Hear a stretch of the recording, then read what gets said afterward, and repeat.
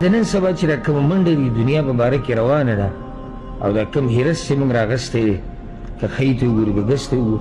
په داسې زمانه کې داسې ملګری پیدا کېده د یو سړي چې هغه کله ناکله ده ته داسې ووایي چې یاره لږه ګزاره د الله نه ویرېږه ته به کوم طرف روان یې جنت لار دا ده دا د جهنم لار ده دا حلال دی دا حرام دی که په دې دور کې په دې زمانه کې ستا داسې ملګری یي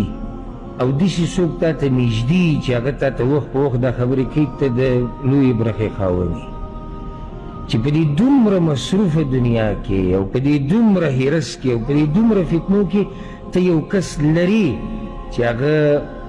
تاله په دې اوږه لاس کېږدي او تا ته وایي چې وروره لږه ګزاره لاره دې غلطه ده دا کار دې غلط دی دا کار دې صحیح دی داسې نه داسې او کوشش کوي چې تا الله ته رانږدې کړي ته نور د الله نه څه غواړې